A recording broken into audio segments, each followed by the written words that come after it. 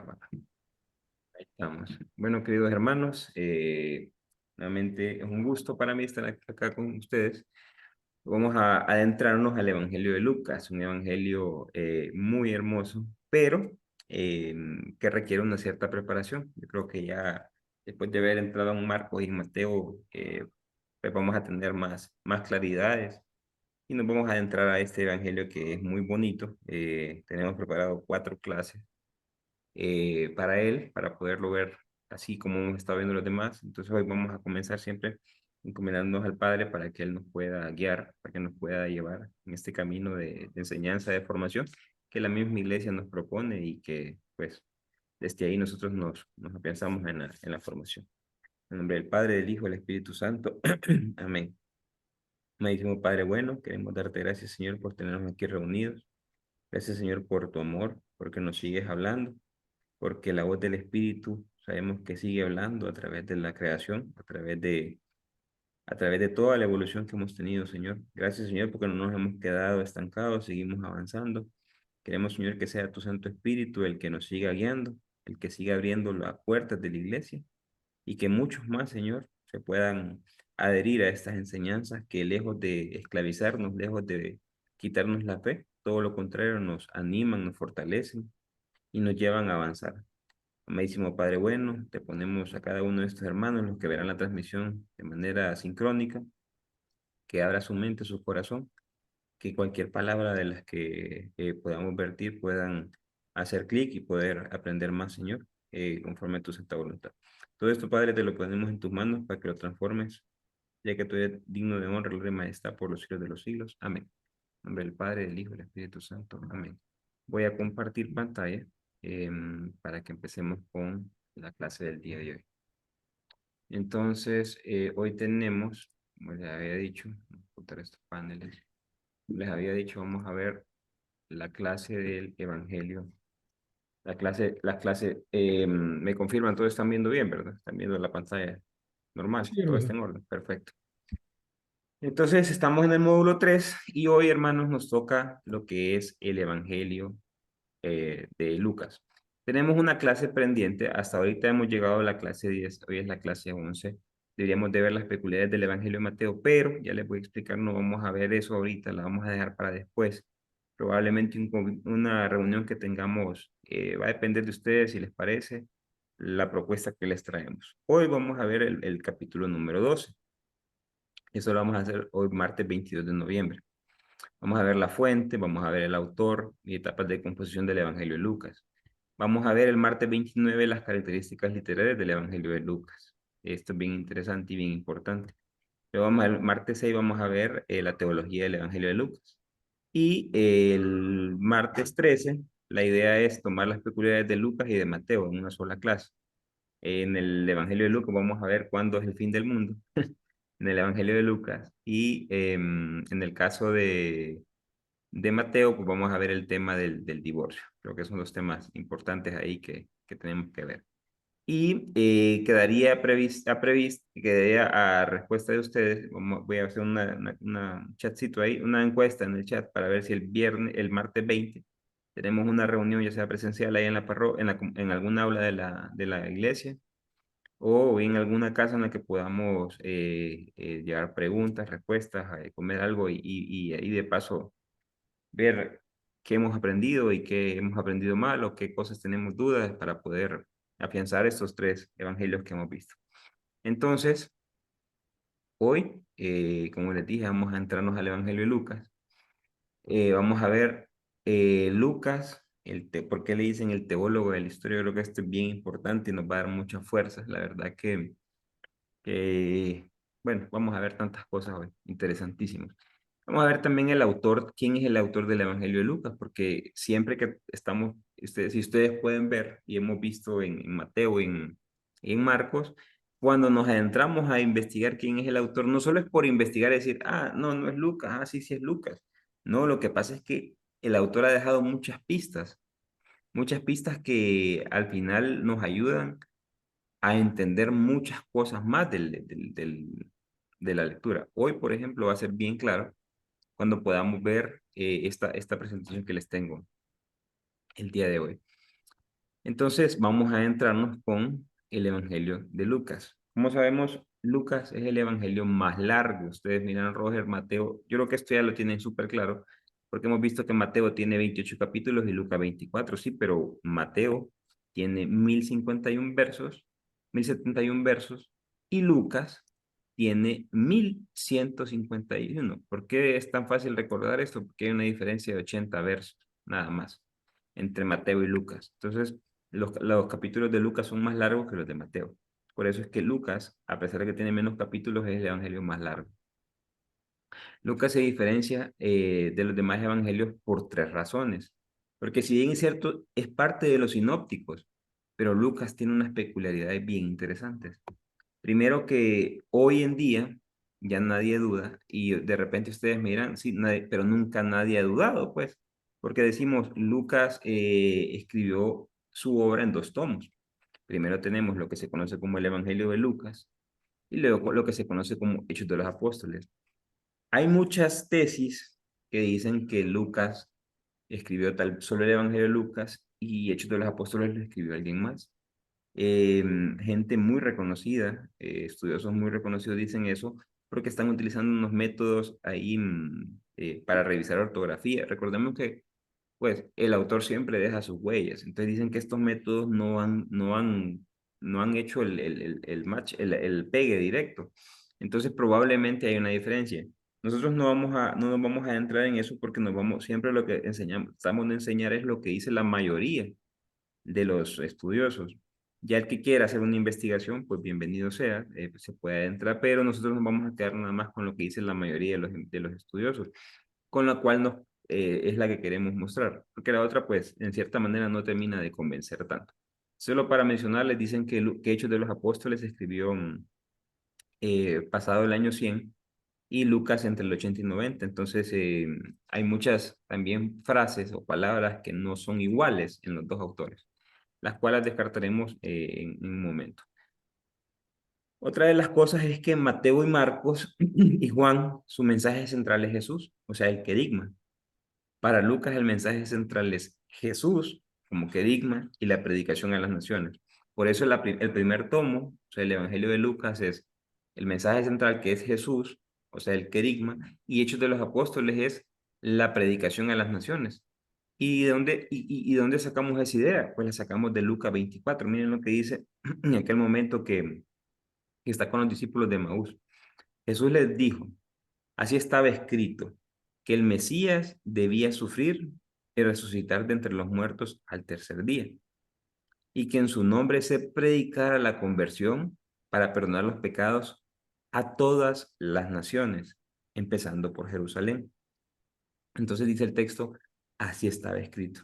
Recordándose, este probablemente lo toma del mismo entendimiento que tuvo Pablo, porque Pablo entendió que Abraham, que es el padre del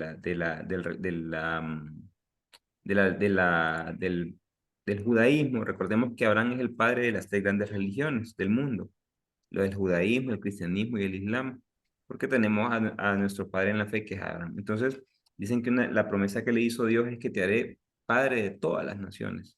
Entonces, por eso el cristianismo tuvo que abrirse al paganismo o a los gentiles para poder cumplir eso. Entonces, Lucas toma ese texto para decir, así estaba escrito, que debía sufrir y resucitar. Aquí lo que nos muestra es la venida del Señor. Y luego para que se predicara para la conversión de los paganos. Entonces Lucas muestra esas dos grandes ideas y las resume en dos libros, en el Evangelio de Lucas y en Hechos de los Apóstoles. Continuando con el tema del Evangelio de Lucas, uno se pregunta, ¿por qué Lucas incluye en el querigma la evangelización a los paganos? Que pues ya más o menos les di una idea, pero también quiere mostrar que los profetas no solo habían anunciado la venida de Jesús, sino también la predicación a las naciones. Esto fue lo que les expliqué cuando les dije el tema de Abraham. Adicional, cuando se hace un análisis interno, nos damos cuenta que es sumamente importante para Lucas mostrar la predicación a los paganos. ¿Por qué? Porque como vamos a ver después en las características literarias y en los destinatarios de Lucas, nos vamos a dar cuenta que Lucas escribe para una comunidad romana. Entonces, perdón, para una comunidad griega, pagana. Entonces es sumamente importantísimo. Y se lo voy a ir adelantando. Por ejemplo, el Jesús que muestra Marcos es un Jesús bastante humano. Yo creo que a estas alturas ya tenemos claro eso.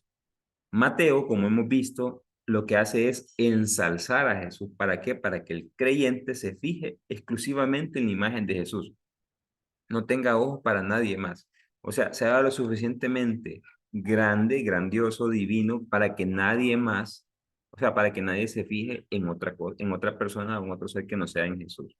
En el caso de Lucas, vamos a ver más en las características literarias cómo Lucas lo que le interesa es mostrar a un Jesús que puede dominar sus emociones, que puede dominar su carácter. ¿Por qué?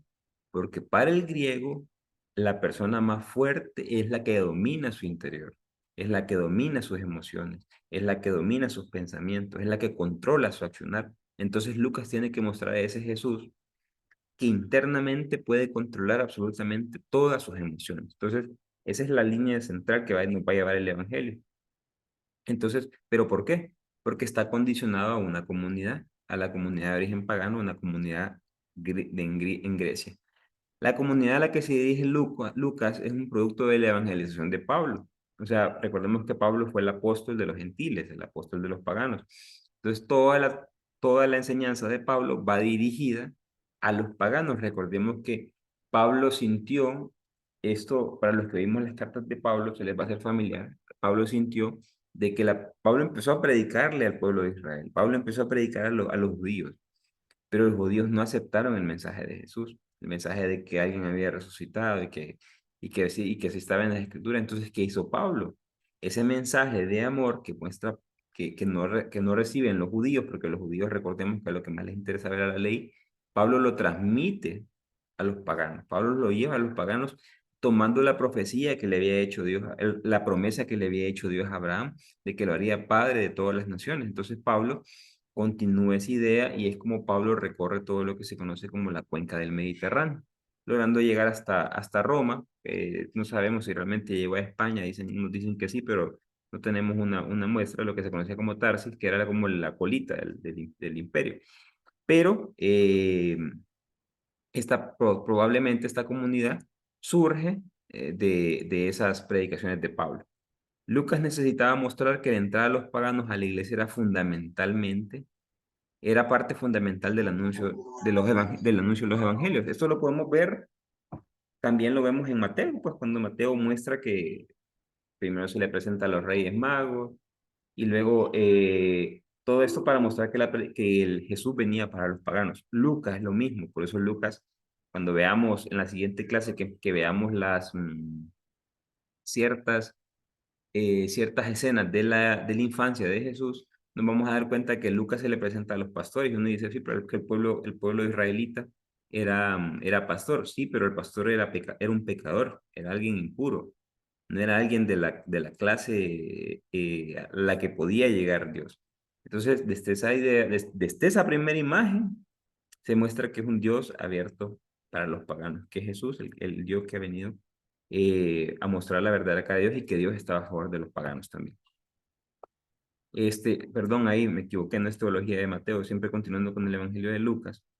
Hoy, lastimosamente, a estos dos libros se han separado del canon, y ahora tenemos Mateo, tenemos Marcos, tenemos Lucas, después tenemos Juan y después tenemos Hechos de los Apóstoles.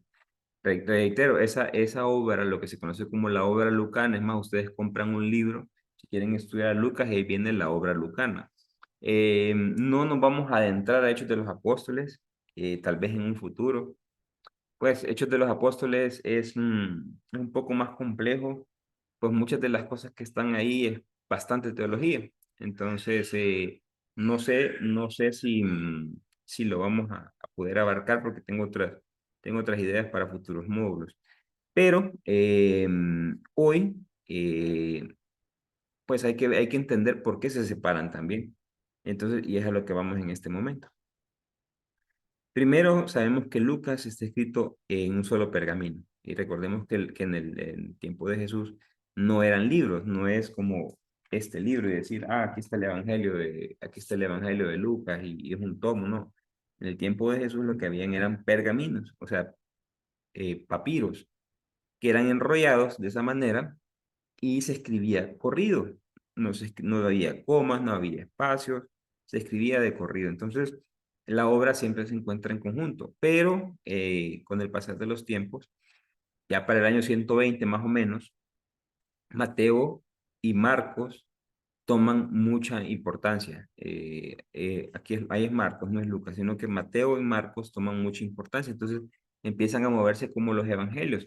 Si bien es cierto, el evangelio de Lucas ya estaba, ya circulaba como una sola obra, pero recordemos que en la primera parte habla de Jesús y en la segunda la predicación de los paganos. Es ahí donde se separa, es ahí donde se separa el Evangelio de Lucas de Hechos de los Apóstoles. Entonces, a Lucas se integra al canon de los Evangelios y a Lucas se le separa. Y es hasta el 185 que se incorpora al canon del Nuevo Testamento.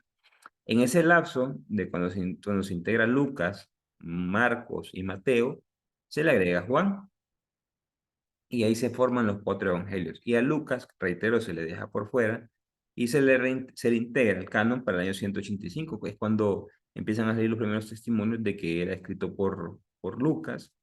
Y recordemos que para que un libro tuviera peso dentro de la iglesia tenía que tener, como vimos en las cartas de Pablo, tenía que tener por lo menos haber sido parte de algún testigo ocular o haber sido discípulo de algún testigo ocular y otro tener nombre de algún discípulo de Jesús. Entonces, discípulo o discípulos de los discípulos de Jesús. Entonces, cuando Hechos se da cuenta de que es escrito por Lucas, ahí sí lo reintegran y tiene toda la tutela, pero ya no es parte de los evangelios. Actualmente ya los estudiosos, como les decía, en la obra se le conoce como la obra lucana. Ustedes quieren sacar un curso de Lucas, lo van a encontrar siempre como la obra lucana. Y es Lucas, el Evangelio de Lucas y Hechos de los Apóstoles. Entonces ahí se puede entender mejor todo el panorama de este Evangelio. Entonces yo les decía que la primera gran parte es que Lucas tiene dos tomos. Aparte, otra cosa bien importantísima es que Lucas escribió un prólogo. Los otros evangelios no lo hacen. Miremos Marcos, por ejemplo. ¿Cuándo comienza Marcos? Comienza con el bautismo de Jesús. ¿Cómo comienza Mateo? Comienza con la genealogía de Jesús. ¿Cómo comienza Juan? Comienza con un himno a Jesús. ¿Y qué hace Lucas? Lucas lo que nos muestra es un prólogo en el cual él se muestra como un historiador que lo que le interesa es contar teología desde la historia. Y este punto quiero que lo remarquen. Lucas lo que le interesa es hacer teología desde la historia. Ya vamos a ver por qué y después vamos a sacar una breve conclusión. Miren lo que hace Lucas con el prólogo, que son los primeros cuatro versos. Ven, el verso 1, miren lo que dice. Puesto que muchos han intentado narrar ordenadamente las cosas que se han verificado entre nosotros, ya nos empieza a dar varias líneas. Miren lo que dice Lucas. El tema que va a tocar en este momento es, veamos cómo lo vamos a ir desmenuzando. Muchos han intentado, o sea, ya hay personas que antes han hablado de Jesús y han intentado narrar o escribir en este caso, los hechos de Jesús. Entonces dice Lucas, yo no soy el primero, pero lo que sí voy a hacer es contar las cosas ordenadamente que se han verificado entre nosotros. Por ejemplo, la vida y los hechos de Jesús. ¿Lo han verificado? Claro que sí, todos los que están ahí, todos son testigos de eso.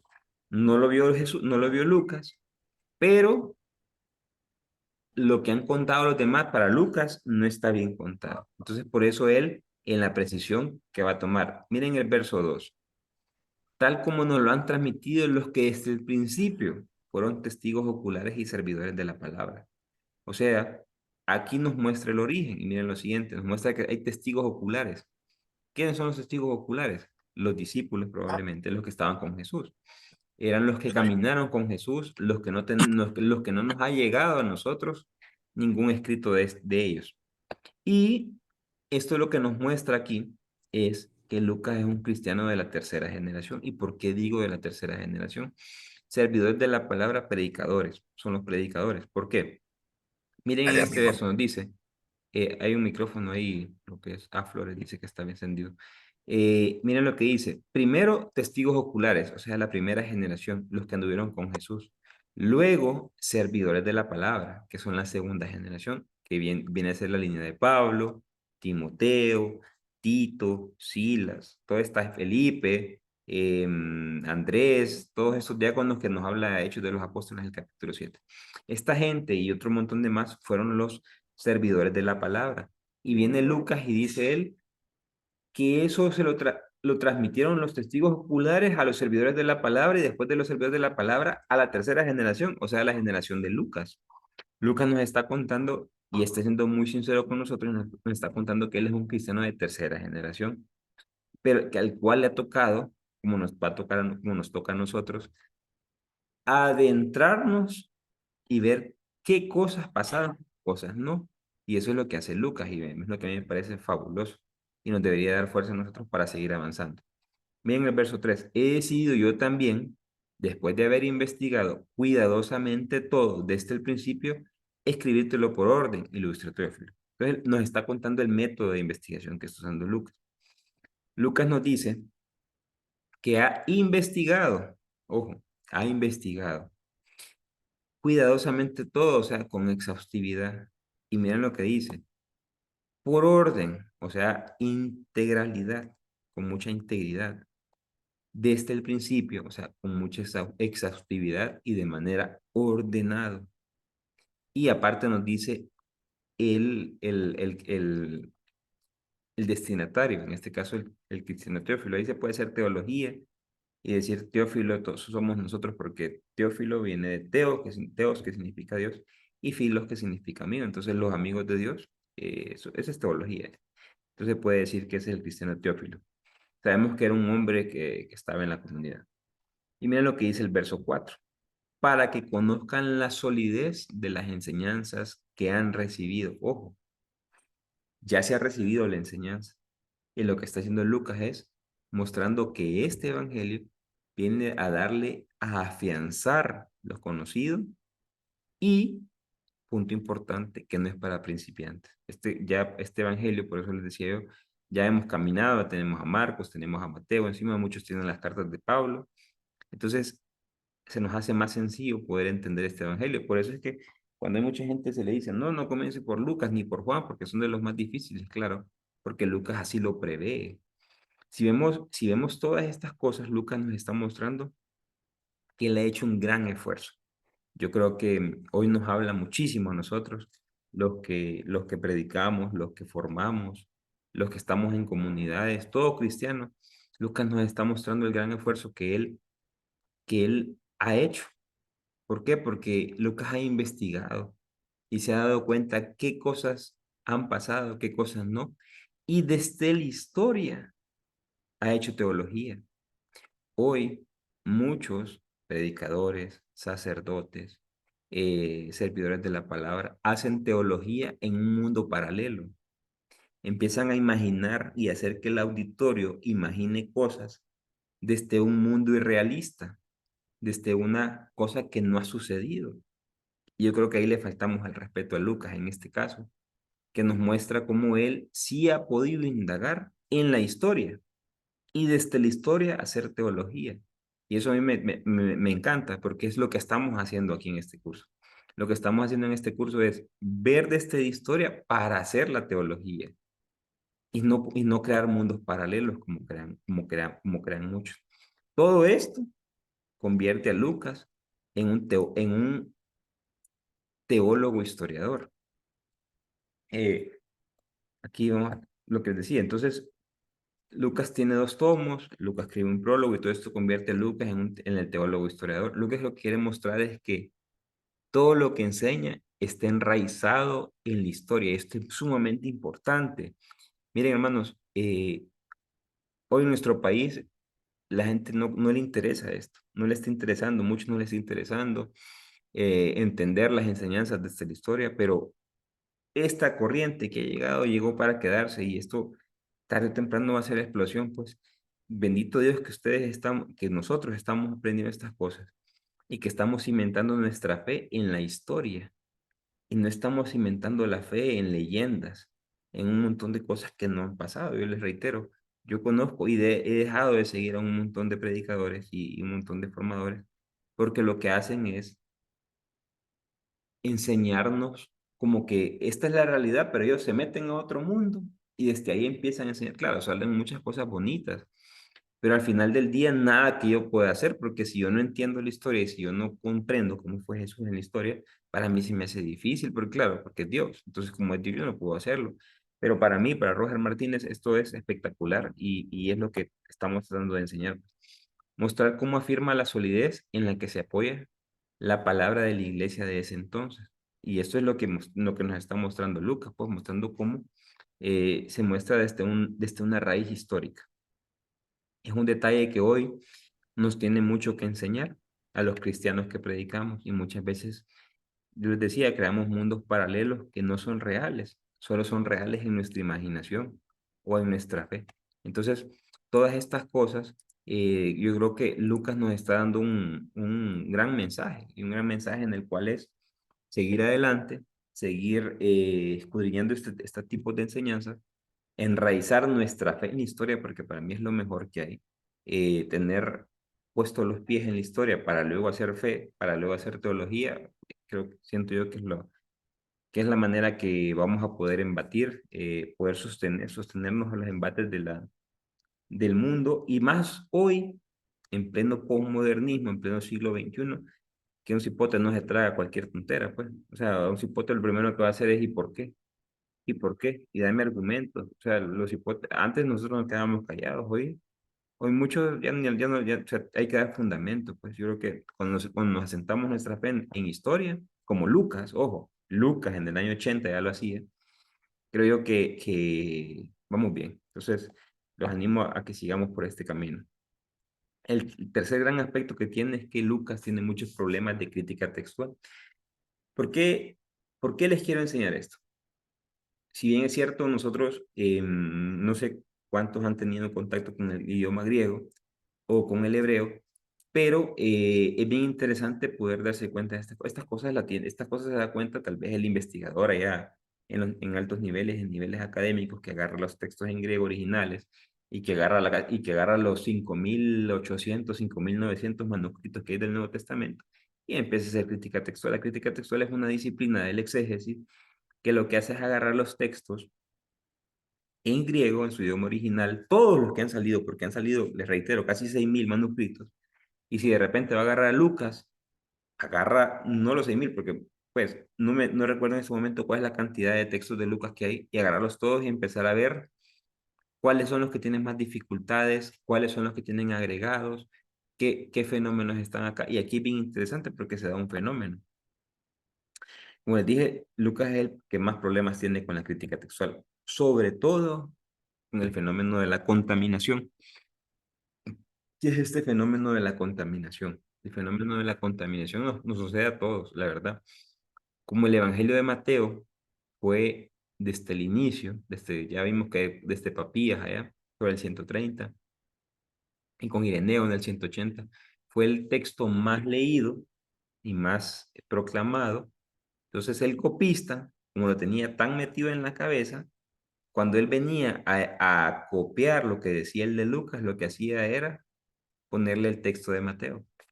Y eso ya dejaba los manuscritos con ese error. Entonces los exegetas han encontrado muchos errores, como por ejemplo, Mateo 17:20 dice, si tiene fe, como un grano de mostaza, dirán a este monte, desplázate de aquí allá y se desplazará. Lucas, en este caso, yo aquí tengo este texto, este libro, que es muy buenísimo, yo siempre lo recomiendo. Este es los libros del Nuevo Testamento de Antonio Piñero.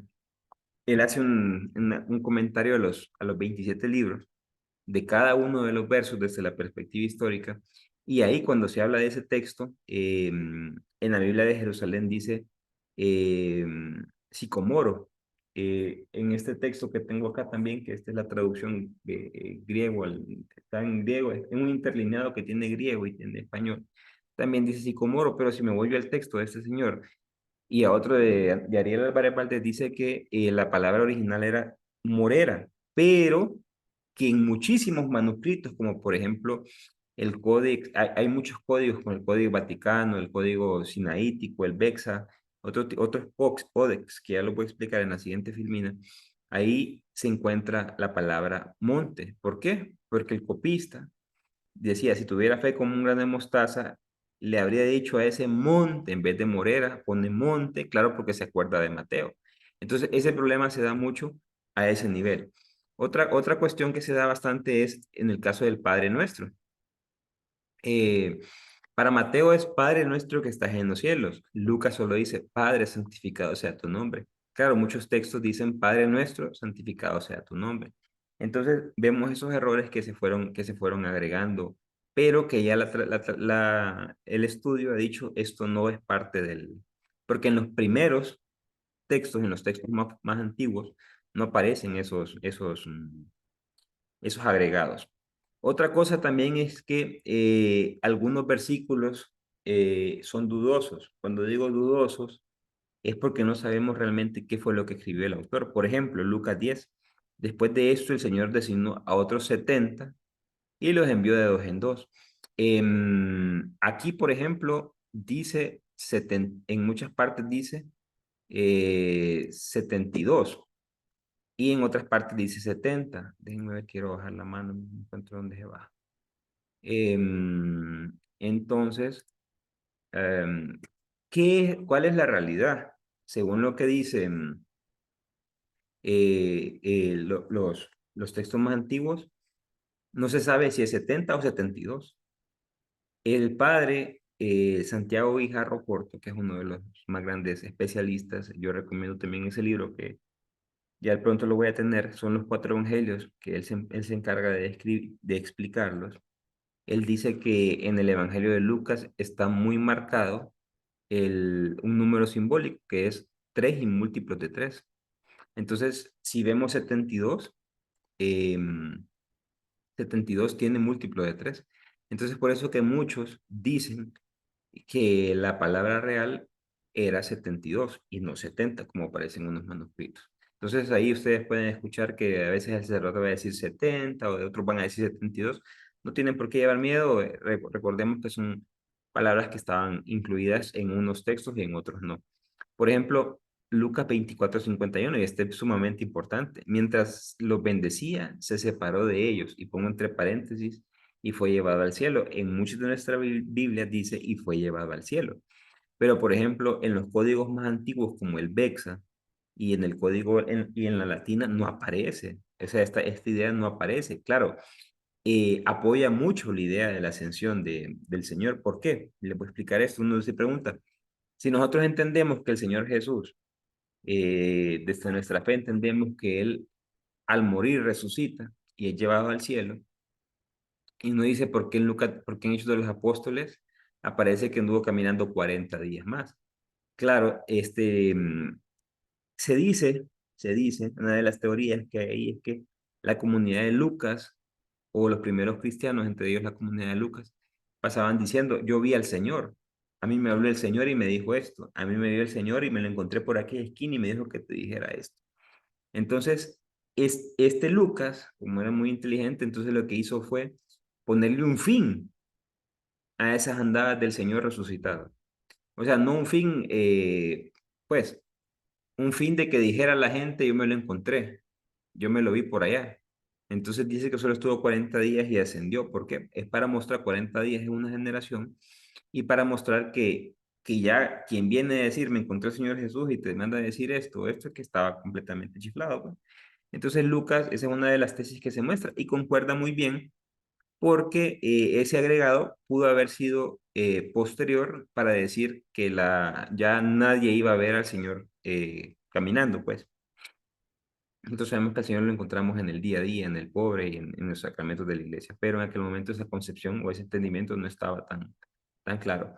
Otra cosa, Lucas 23:34, Jesús decía, Padre, perdónalos porque no saben lo que hacen. Ese texto tan fundamental en los primeros manuscritos como el P75 no aparece. El pergamino 75 es uno de los primeros que se encontró. Ahí no aparece. También tampoco está en el Sinaítico. tampoco lo atestigua el Códex Vaticano. El Besa en sus primeras versiones no aparece, en las siguientes sí. Entonces, como les digo, hay varios textos que no porque no aparezcan en esos, pues en ese momento no estaba todavía definido el tema de la inspiración divina ni lo que era palabra de Dios. Por eso es que en aquel momento se podían agregar y quitar cosas, dependiendo, ojo, dependiendo la necesidad de la comunidad, y eso es bien importante tenerlo en cuenta. Entonces, cuando más o menos podemos diferenciar en qué cosas Mateo, Marcos y Juan se diferencian de Lucas, podemos, ya con esas tres que le dije, que queda claro, podemos adentrarnos a quién escribe el Evangelio de Lucas. Yo les decía, este es un tema sumamente importante y se va a tratar con la importancia que se merece. El Evangelio de Lucas, como todos los evangelios, es una obra anónima. Ningún evangelio, como vimos en Mateo, le interesa poner el nombre. ¿Por qué? Porque en las comunidades ya se conoce quién era. Y en aquel momento no era tan importante ponerle el autor como tenemos ahora, que dice, aparece el título y después aparece. No, en ese momento no era nada importante eso. Y eso fue en los primeros años, eso fue así. Pero en el siglo II se comienza a decir que Lucas es un compañero de viajes de Pablo. Y es aquí lo interesante, porque este señor que pone esta palabra, este nombre era como ley en la iglesia en aquel tiempo. Entonces nos preguntamos quién fue el primero. Y ya hemos visto, para Marcos, quien le puso Marcos fue Papías en el 130. Quien le puso Mateo fue Papías en el 130. Y quien pone Lucas, pues no fue Papías. Sabemos que no fue Papías el que lo hizo, sino que para el año 170 ya aparece lo que se conoce como el Código de Muratori, el Canon de Muratori, y esto se lo puedo explicar. El Canon de Muratori es un documento del año 170, pero no fue encontrado sino hasta el año, ya le voy a decir en este momento que se me olvida, compuesto para el año 170 después de Cristo en Roma, descubierto por Luis Muratori. O sea, el canon no se llamaba de Muratori, sino que Luis Muratori, que era un investigador y un teólogo muy, muy famoso, estaba en una biblioteca y buscando, logró encontrarlo para el año 1750. Este fue el año de muerte de él, pero él publicó en el año 1740. No sabemos si al nomás encontrarlo lo publicó o lo estuvo estudiando, no lo sabemos cuánto tiempo está ahí. Pero imagínense, él lo encontró y lo que encontró fue una copia de una copia. O sea, no encontró el original, encontró copias. Pero ya ahí se decía que Lucas había sido el escritor y esto fue descubierto en la biblioteca ambrosiana de Milán. El escrito poseía 85 líneas en latín. Y miren lo que dice sobre el Evangelio de Lucas. El tercer libro del Evangelio es el de Lucas, el médico. Después de la ascensión de Cristo, Pablo lo tomó consigo porque era un buen escritor. Escribió en su nombre, concordando con la opinión, entre paréntesis, de Pablo. Pero él no sabía, él no había tenido contacto con el Señor. Imagínense esto. Eso es lo que aparece en el canon de Monatorio. Desde ahí se tiene evidencia de que se le conoce como el Evangelio de Lucas, más o menos para el año 170. Ya después vino el pergamino, después vino Ireneo de León en el año 185, que también considera, dice Ireneo de León, también Lucas, el compañero de Pablo, escribió un libro en el Evangelio. Escribió un libro, el Evangelio, como él, o sea, entre paréntesis, Pablo, lo predicaba. Y miren después el siguiente testimonio, que son los prólogos antimarcionistas. Marción era un hereje que decía que, bueno, de entre tantas herejías que han salido, este estaba en contra de que Jesús era Dios, de que Jesús no era parte de la Santísima Trinidad y que Jesús nada más era el Hijo de Dios. Entonces, esos prólogos que se han encontrado, que no tienen autor, que son del año 200, miren lo que dice. Lucas nació en Antioquía de Siria, fue médico de profesión, discípulo de los apóstoles y compañero de Pablo. No se casó ni tuvo hijos. Murió a los 84 años en Beocia. Luego Lucas compuso su narración evangélica en Acaya, Grecia. Escribe para los convertidos al paganismo. Si se fijan, tenemos varios testimonios de lo que ha sido la vida de Lucas, entonces podemos llegar a una conclusión que nos muestra tal vez la tradición. Esto es bien importante. La tradición nos dice que el autor de Lucas tiene las siguientes características. Primero, que el autor se llama Lucas, que nació en Antioquía de Siria, que recogió las prédicas de Pablo, que escribió en Acaya, o sea, en Grecia, que era soltero y sin hijos, que murió en Beocia, que vivió 84 años. Según San Jerónimo, después para el siglo IV, sus restos fueron llevados a Constantinopla y más tarde a Padua, donde se conservan en la Basílica de Santa Justina. El que se dé un viaje por Italia, ahí se puede dar por Padua e ir a verla. Por eso son ir a ver los restos de Lucas, según la tradición, ojo, según la tradición. Y una tradición del siglo XIV, es por eso que se le ha dicho que Lucas es el pintor o era pintor. Era artista, pues por eso es que Lucas es el patrono de los artistas, pero es una tradición que dicen que Lucas pintó a la Virgen y cuando se hizo el análisis del carbono 14, del cuadro que se decía era que era copia de o copia de copia, entonces lo que quedó en mentiras, pues realmente Lucas no era pintor. Esto es lo que dice la tradición y esto es lo que por mucho tiempo ha perdurado. Lastimosamente, al día de hoy ya esto no se sustenta. Y ustedes me dirán, Roger, pero es la tradición. Sí, pero las ciencias bíblicas dicen otra cosa. Y quiero que tengan eso en mente porque después vamos a leer algo que a mí, desde que lo leí, me ha impactado y se me había olvidado traerlo a colusión, pero hoy lo vamos a traer a colusión porque vamos a ver cómo las ciencias bíblicas destruyeron la tradición, destruyen esta enseñanza de la tradición y cómo esta enseñanza nueva está avalada por la Iglesia Católica. Y eso ya lo vamos a ver al final de la clase de hoy. Miren, ¿qué dice entonces el Nuevo Testamento de Lucas? Como les dije, hasta el siglo XIX nadie dudaba de la tradición, pero cuando comenzaron los estudios bíblicos críticos, lo que estamos haciendo nosotros, por ejemplo, es un estudio bíblico crítico. O sea, no es que criticamos, sino que nos ponemos a agarrarnos en hombros de gigantes, como siempre les he dicho, y empezar a ver todos los avances que al día de hoy las ciencias bíblicas están trayendo. Cuando esta gente empiece a estudiar esto, miremos si se fijan ustedes, como yo les he dicho, prácticamente el siglo XVIII y siglo XIX han sido los grandes descubrimientos, pero los grandes avances han sido en el siglo XX. Entonces imagínense 18 siglos de inconsciente cultural, como dirá Manuel Tenjo, inconsciente cultural, que nos ha tocado vivir, por eso es que ahora es tan difícil traer este tipo de enseñanza y que muchos la acepten. Aunque uno diga, sí, pero es que en el Evangelio de Juan, en el capítulo 3 habla de que el Espíritu va y viene y nadie lo escucha, o que el Paráclito, como vamos a ver en el Evangelio de Juan, él nos vendrá a enseñar la verdad, sí, pero la gente no, pues a veces en su soberbia se cierran y no dejan entrar este tipo de enseñanza.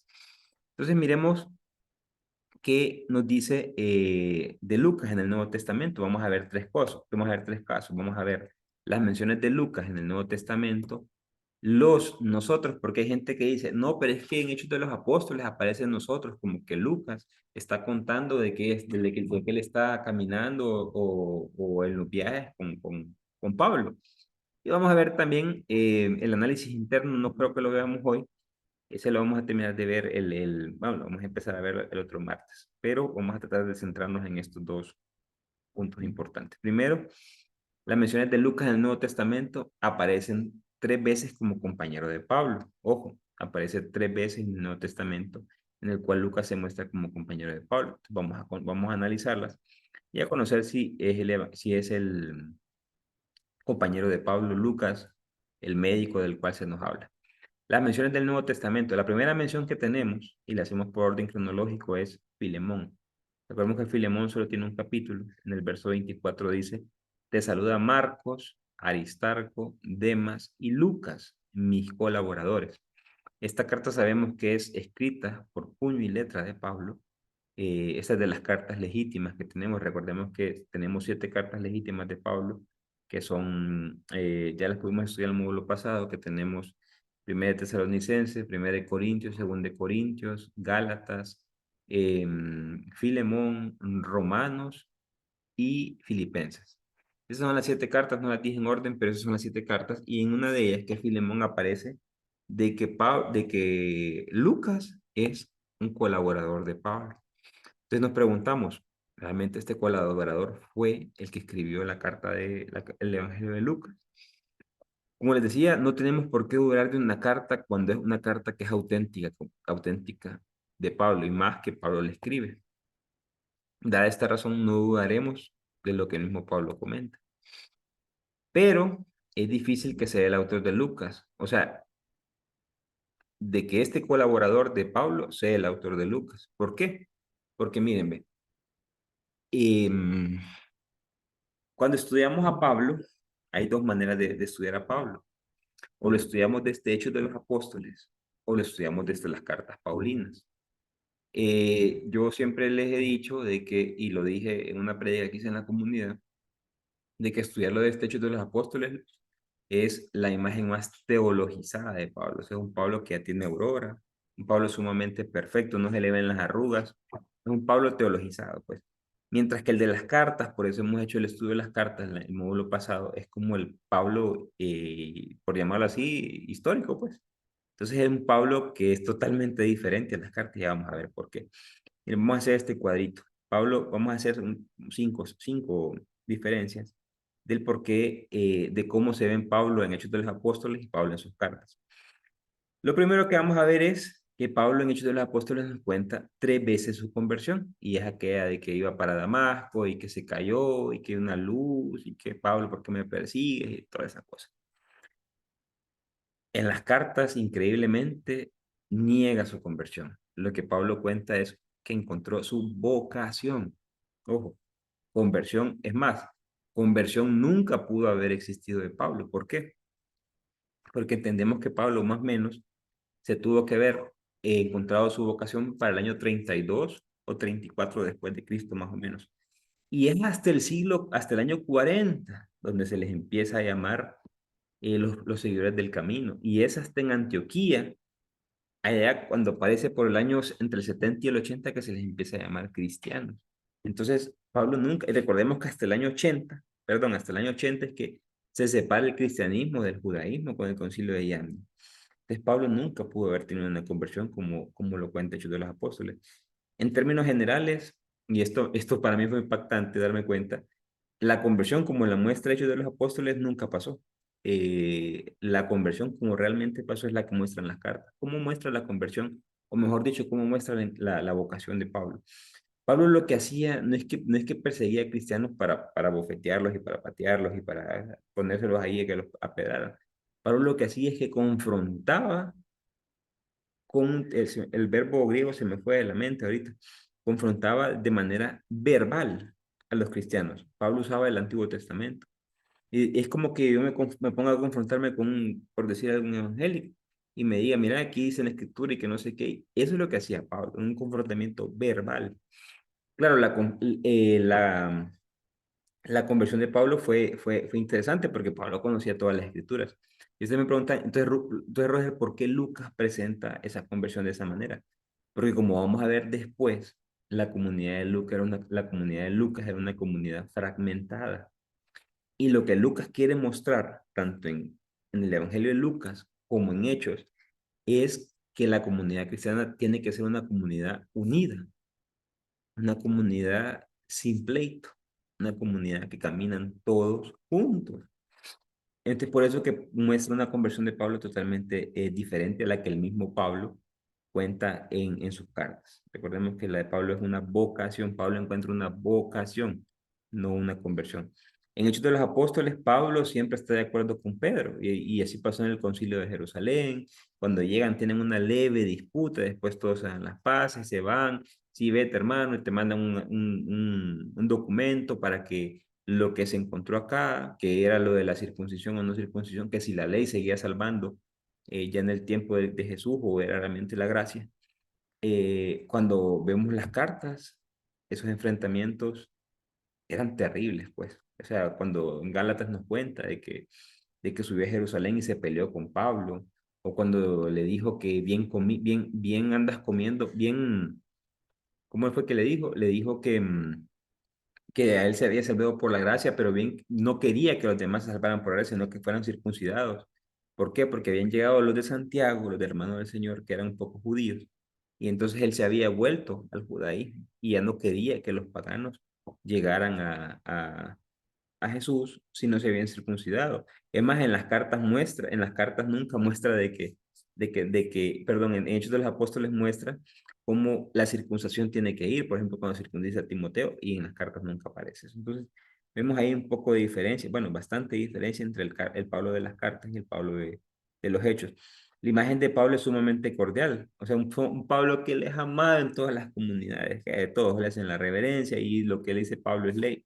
Y cuando vemos las cartas de Pablo enfrentándose, como por ejemplo cuando insulta a los Gálatas, cuando le dice Gálatas estúpidos, que esa es la verdadera palabra que él usa, o cuando le dice a los corintios, me encantaría ir a pegarles una cachimbeada con un palo, o sea, vemos un Pablo que todo el tiempo está disputándose con ellos, pues, y en Hechos de los Apóstoles es puro amor y paz y todos hacen lo que Pablo dice, entonces ahí vemos grandes diferencias. Pablo en Hechos de los Apóstoles jamás se menciona una carta de Pablo. Jamás, jamás.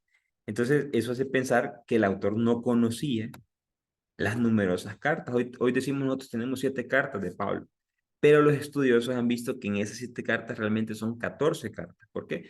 Porque la primera de Corintios eran 2, la segunda de Corintios eran 3, y así lo que hicieron fue unirlas y quedarnos en 7. De las 7 proto, ¿verdad? Proto-Paulinas, eso lo explicamos en el módulo 2. eh, Pablo se ve como un defensor de la ley en Hechos de los Apóstoles. Es por eso que tiene que circuncidar a Timoteo para poder después hablar y que Timoteo pueda predicar. ¿Por qué? Porque como Timoteo no era judío, tenía que circuncidarse. Mientras que el Pablo de las cartas es un defensor de la libertad cristiana.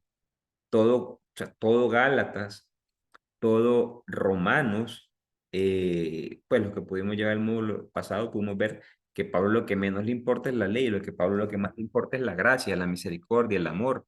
Y es más, dice en Romanos 12:8, quien ha cumplido el amor ha cumplido toda la ley, que para un judío eso es impensable. Aparte que desconocen las cartas a Tito, si bien es cierto habla de ciertos colaboradores, pero a Tito nunca lo menciona. Ajá, pero en las cartas es sumamente importante. Tito es el que tiene que llevar la correspondencia a los corintios, porque como Pablo no puede entrar en la segunda carta a los corintios, cuando ellos no lo quieren dejar entrar es Tito el que hace todas las correspondencias. Ajá, y en Hechos de los Apóstoles no aparece. Entonces todo esto hace mostrar de que el autor de Hechos de los Apóstoles realmente no conoce a Pablo. No conoce, perdón, no conoció a Pablo. Y esa razón muestra que es muy diferente a que haya sido un colaborador de Pablo quien escribe el texto. ¿Por qué? Porque si no conoce lo que hacía el maestro, ¿cómo pues? O sea, es imposible. Entonces aquí podemos decir varias conclusiones cortas. Podemos decir, el autor de Hechos de los Apóstoles desconoce por completamente la teología paulina o ideas de Pablo. Lucas, colaborador de Pablo, mencionado en Filemón, no pudo haber sido el autor de Lucas y Hechos. Entonces descartamos la primera gran posibilidad de que Lucas haya sido un colaborador. Luego tenemos en Colosenses. Si bien es cierto, Colosenses no es escrita por Pablo, pero aquí lo que dice es, le saluda Lucas, el médico querido y demás. Aquí bien interesante porque entonces hay que ver si Lucas es médico. Y miren cómo es la madre metida a rollo, ¿verdad? Vino un médico eh, irlandés en el año 1882 y agarró las obras lucanas y lo que dijo, vamos a sacarle todos los textos o todas las palabras que tengan lenguaje médico y las vamos a comparar con los médicos de la antigüedad y agarró las letras las palabras de Lucas, en la cual agarró 400 palabras, entre ellas paralítico, leproso, hidrópico, fiebre. Este término hidrópico es cuando dicen que Jesús sangraba de la cabeza, cuando el sudor era como sangre, como gotas de sangre. Entonces, todas estas 400 palabras las comparó con médicos de la antigüedad como Herodoto, que es conocido como el padre de la medicina, ya por el 400 o 500 antes de Cristo más o menos. También como Galeno, que es conocido, bueno, el día de hoy todavía sabemos que cuando hablamos de un médico le decimos el galeno. Los comparó con ellos y con muchos más, y concluyó de que habían paralelos. Dios. Habían paralelos y que en efecto esas palabras eran de un médico. Pero Esto es bien interesante porque eso fue en 1882. De ahí pasados 30 y pico de años después, 1919, vino el inglés Henry Cadbury y publicó un libro que se llama Estilo y métodos literarios de Lucas, en el cual concluyó que en la época que dijo este señor Hobart, no había terminología médica técnica. Entonces concluyo que esas palabras que él dice que eran de médicos, realmente las usaba cualquiera. Se las encontró a Flavio Josefo, se las encontró a Plinio, se las encontró a un montón de investigadores de ese siglo. Entonces concluyó que Lucas no podía haber sido, no usó lenguaje médico, entonces no podía haber sido un médico. Entonces aquí esa tesis es la más fuerte al día de hoy y ya se ha abandonado la idea de que Lucas era médico. Lamentablemente, yo sigo escuchando predicadores decir que Lucas era un médico y era amigo de Pablo. Pero como les digo, claro, se basan en la tradición. Nosotros vamos basándonos en las ciencias bíblicas y ya les voy a explicar por qué. Tercer gran punto, la segunda carta a Timoteo, capítulo 4, verso 11. Dice, Pablo menciona como que dice, es el único que está conmigo. Como ya sabemos, la segunda carta a Timoteo no es carta paulina, es una carta que aparece por el año 100 más o menos, del 95 al 100, y hace mención como que Pablo está ahí. Pablo ya sabemos que murió en el 64. Entonces era imposible que Pablo le haya podido escribir. Entonces no se puede tomar como un hecho ciertamente histórico porque no es una carta auténtica de Pablo. Como les dije, fue compuesta entre el 95 y el 100 después de Cristo, lo cual nos llega a la siguiente conclusión, que Pablo tenía un compañero que se llamaba Lucas, que fue su colaborador. Eso es cierto. Probablemente fue médico, no lo sabemos, puede ser. Pero ni el escritor de Lucas y Hechos no fue ni el colaborador, ni fue ni Lucas, ni fue el médico que acompañó a Pablo. Entonces, ya esta tesis que les estoy yo mostrando es la más aceptada a nivel académico. Ahora vamos a ver las menciones de Lucas. Como ya vimos las menciones de Lucas en el Nuevo Testamento, vamos a ver las secciones nosotros. Estas aparecen en Hechos de los Apóstoles. Muchos autores sostienen que Lucas aparece reflejado en las acciones de nosotros de Hechos de los Apóstoles, porque si Lucas escribió Hechos, también escribió el Evangelio de Lucas, pues. Entonces, por eso es que hay que estudiar esta parte. El autor de Hechos describe en primera persona del plural, por ejemplo, aparecen 4 menciones. Aquí se las voy a poner. En Hechos de los Apóstoles, capítulo 10, del verso 10 al 17, de Troades a Filipo, miren lo que dice. Inmediatamente intentamos ir a Macedonia, persuadidos de que Dios nos había llamado para evangelizar. Nos embarcamos en Tróades. Tróades era la conocida como Troya, solo que en ese tiempo ya había cambiado de nombre. Y fuimos directo a Samotracia y al día siguiente a Neápolis. De ahí pasamos a Filipo, que es una de las principales ciudades de la región de Macedonia, y Colonia. En esa ciudad nos detuvimos algunos días. Entonces, si se fijan, aquí se las he marcado, aparecen las ideas nosotros de estos posibles viajes. Pero cuando se hace un análisis más a fondo de cada uno de los viajes y de toda esta relación que pudo haber existido, yo no la voy a hacer aquí, nos damos cuenta que en estos 4 viajes, esa no pudo haber sido el autor de Hechos, no pudo haber sido el autor de Lucas y Hechos de los Apóstoles quien iba con Pablo. Entonces, ¿qué hacen los estudiosos y a qué conclusión llegan?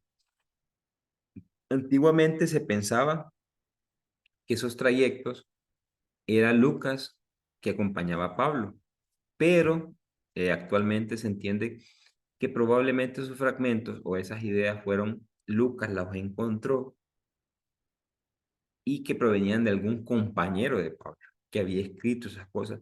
Y Lucas lo que hizo en Hechos de los Apóstoles fue adecuarlos. Digo Lucas para que nos entendamos el autor del Evangelio, pero lo que hizo ese señor fue agarrar esos fragmentos, adecuarlos a su escritura para que se viera como que él, recordemos que en ese tiempo no era penado, pues no había pena por la pseudonimia o ese tipo de cosas. En el Nuevo Testamento hay pseudonimia por toditos lados. Pseudonimia es que alguien más redacta algo y le pone el nombre de alguien importante, como por ejemplo lo hicieron con con la carta de los Efesios, con Colosenses, con la carta a Timoteo, a Tito, con la carta a Santiago, con las cartas de Pedro, con las cartas de Juan. Todas esas son ejemplos de pseudonimia. Entonces, ¿qué conclusiones llegamos ya para ir finalizando?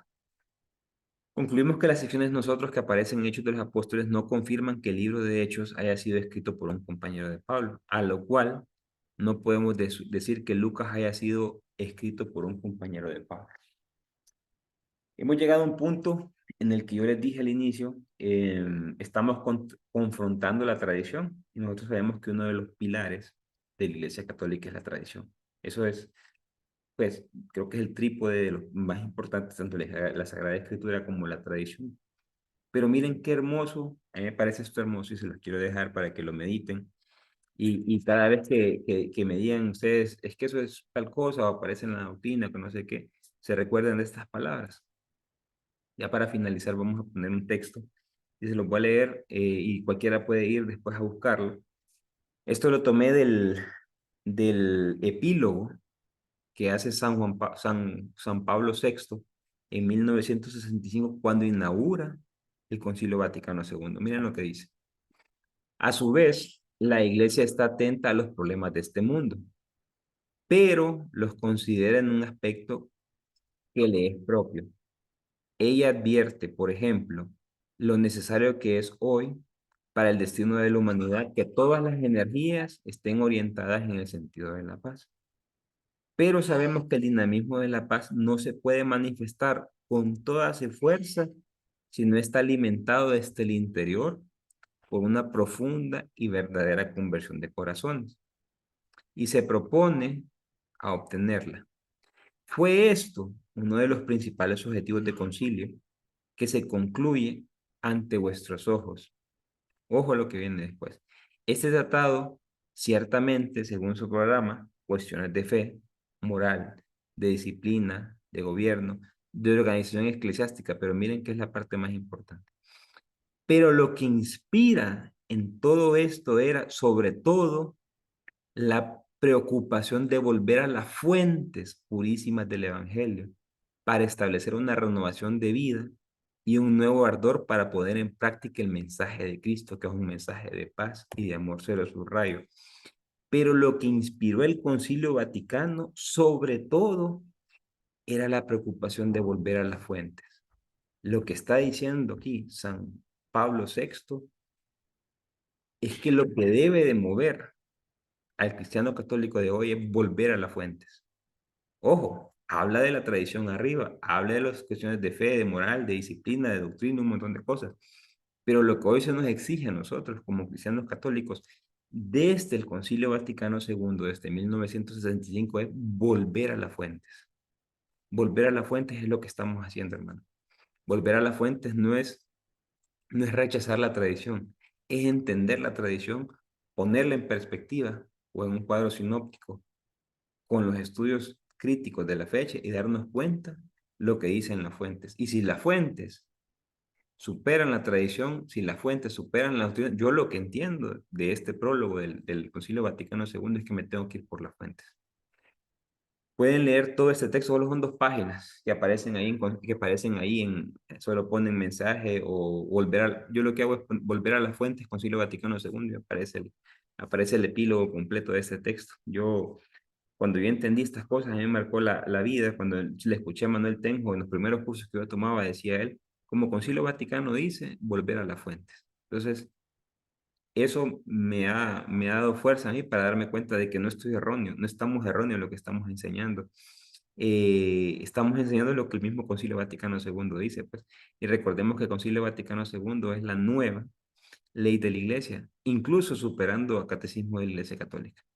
Entonces, vamos por un camino adecuado, un camino correcto. Estamos aprendiendo muchas cosas. Se nos viene, les hago este preámbulo porque se nos viene la otra clase va a estar heavy, va a estar bien pesada. Y la siguiente también. Entonces, porque vamos a ver el tema del